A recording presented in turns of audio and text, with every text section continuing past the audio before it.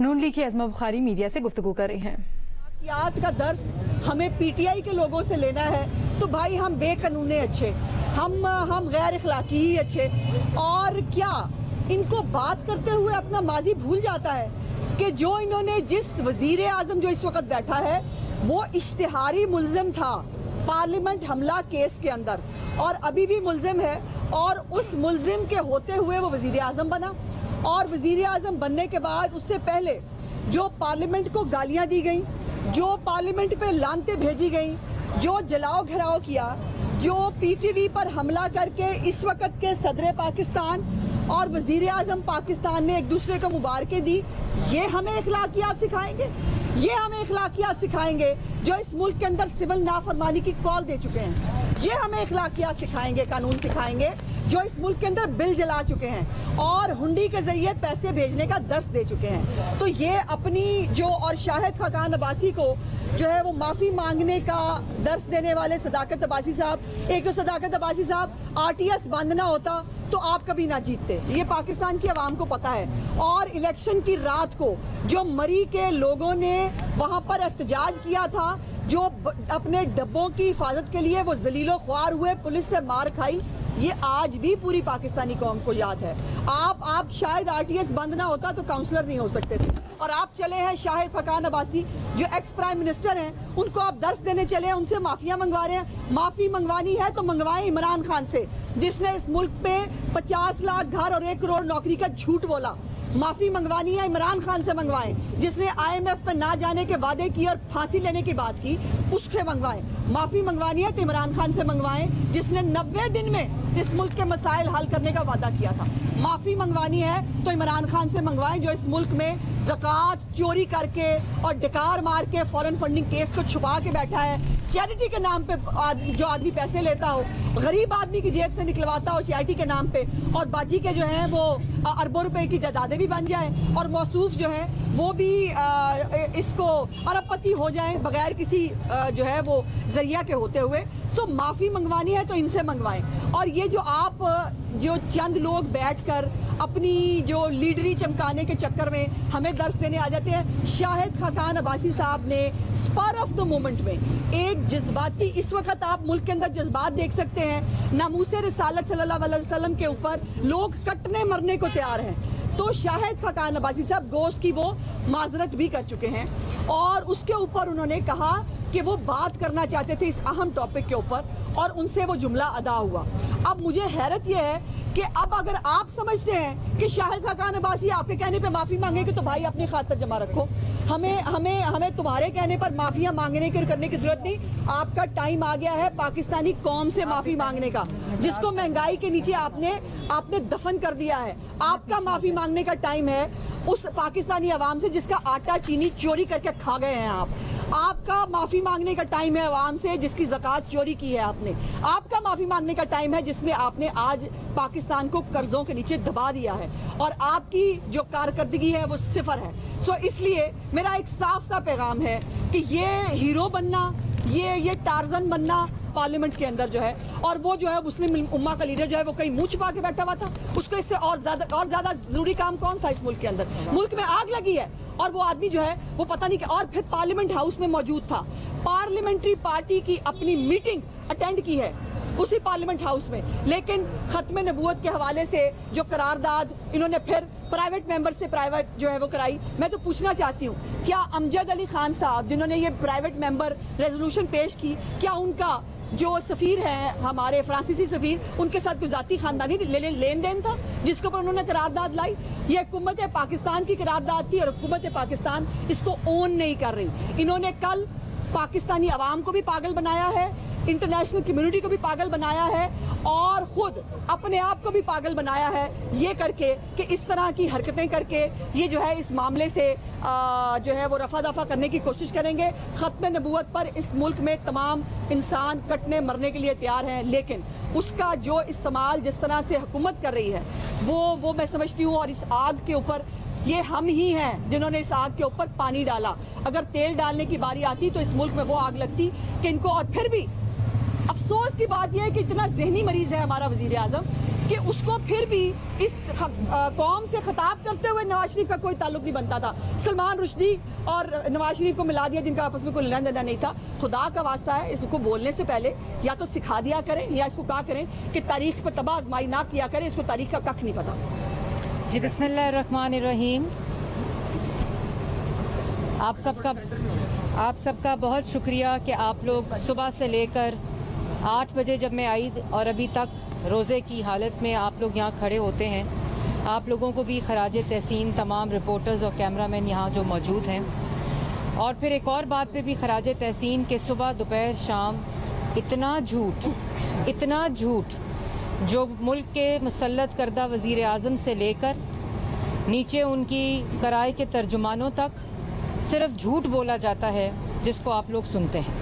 अभी इमरान साहब low cost housing scheme, मैंने पहले भी वाज़िया तौर पर ये बताया था, और पाकिस्तान की आवाम जो फॉर्म फिल कर रही है, आप उससे झूठ नहीं बोल सकते कि ये वो 50 लाख घर जिसका वादा इमरान खान साहब ने किया था, ये वो 50 लाख घर नहीं है।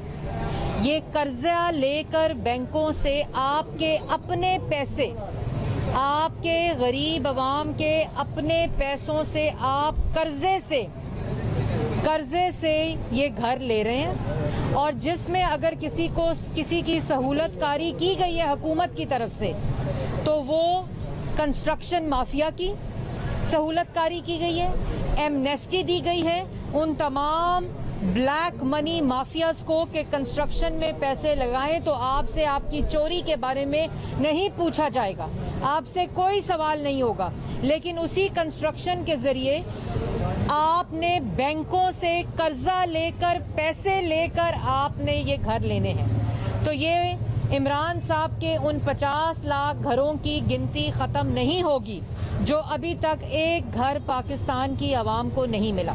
वहाँ तकरीर फरमा रहे थे, रोज़ पाकिस्तान की आवाम एक ऐसे बयान के इंतज़ार में होती है जिससे इमरान साहब की ज़हनी कैफियत की अक्कासी होती है। और आज भी एक बयान दिया कि ताकतवर को एहतसाब के और कानून के नीचे आना चाहिए। इमरान साहब जब ताकतवर की सहूलतकारी मुल्क का मुसल्लत वज़ीर आज़म करेगा, उनके दाएं बाएं बैठा वो माफिया और कार्टल्स करेंगे, तो मुल्क के अंदर ताकतवर आपके मुताबिक कानून के नीचे नहीं आएगा। जो चीनी माफिया आपका एटीएम होगा, जब चीनी माफिया आपके दाएं और बाएं बैठकर आपसे वो फैसला करवाएगा जिसकी वजह से आज पाकिस्तान की आवाम 52 रुपए किलो चीनी नहीं बल्कि 120 रुपए किलो चीनी खरीद रही है। ये वो ताकतवर माफिया है जिसकी वजह से आपने वो दस्तखत किए, और उन दस्तखत की वजह से चीनी 52 रुपए से 120 रुपए किलो आई।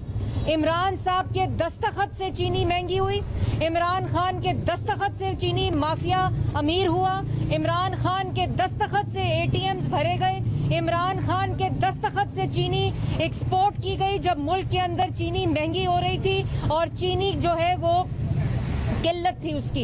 इमरान साहब के दस्तखत से वही चीनी जो एक्सपोर्ट की गई वो चीनी माफिया ने गोदामों में भरी और एक्सपोर्ट भी नहीं हुई, और उसी चीनी माफिया को इमरान साहब के दस्तखत की वजह से इंपोर्ट किया गया। तो आप वो ताकतवर माफिया के सहूलतकार हैं जिसको कानून के नीचे लाने की आप हिम्मत नहीं रखते, क्योंकि उन्हीं ताकतवर माफिया से आपके एटीएम्स भरते हैं, आपके घर का खर्चा चलता है, आपके बावर्ची खाने का खर्चा चलता है। दूसरी बात, अभी कह रहे थे मौसूफ कि ये चाहते हैं, ये जिन्होंने मनी लॉन्ड्रिंग की है, जिन्होंने डाका डाला है, जिन्होंने चोरी की है, कह रहे थे वो चाहते हैं कि हमें कानून के नीचे ना लाया जाए। वो चाहते हैं कि जेलों में हमें आम आदमियों की तरह नहीं बल्कि ख़ास आदमियों की तरह रखा जाए। गालिबन उनका इशारा हमेशा की तरह, क्योंकि अपना जवाब तो है नहीं, हमेशा की तरह ऑपोजिशन पे था, तो उस पे मैं इमरान साहब को जवाब देना चाहती हूँ कि सजाए मौत की चक्कियों में रखा, सजाए मौत की चक्कियों में रखा। जिस कमरे में मरियम नवाज को रखा वहाँ बाथरूम और कमरा एक था, बाथरूम के आगे नमाज पढ़ती थी मरियम नवाज। जहाँ राना सनाउल्लाह को रखा वो बैठ कर सोते थे। वो सजाए मौत की चक्की थी, जहां शायद खकान अब्बासी को रखा उस चक्की में वो लेट नहीं सकते थे क्योंकि उनका कद उस चक्की से लंबा था। वो सजाए मौत की चक्की थी। एहसन इकबाल को सॉलिटरी कन्फाइनमेंट में रखा। सलमान रफीक, साद रफीक, हनीफ अब्बासी को सजाए मौत की चक्की में रखा। कामरान माइकल, मेरी बात सुने, अगर आपकी जहनी और दिली तस्कीन अगर सजाए मौत की चक्की में और नवाज शरीफ, शहबाज शरीफ को ये इमरान साहब पूछता ये नहीं है कि आज कितने की चीनी मिल रही है, कितने का आटा मिल रहा है, वो पूछते हैं आज क्या खाया है। नवाज शरीफ ने, शहबाज शरीफ ने जब जेल में थे, जब जेल में है, हमजा शहबाज को 2 साल जेल में रखा। और अगर आपकी जहनी तस्कीन नहीं हुई, अभी अभी अगर आपको दिल में ठंडक नहीं पहुंची, तो आप एक काम करें, बनी गाला में कोट लखपत की ब्रांच खोलें, बनी गाला में एक हडियाला की ब्रांच खोलें और बनी गाला में कैंप जेल की ब्रांच खोलें और रखें जैसे रखना चाहते हैं। लेकिन ये तड़ियां और ये झूठ, आपने तमाम सियासी मुखालफीन को सजाए मौत की चक्की में रखा। एक बाप को के सामने उसकी बेटी को अरेस्ट करवाया, एक बाप को जेल में रखा और दूसरे सेल में उसकी बेटी को रखा।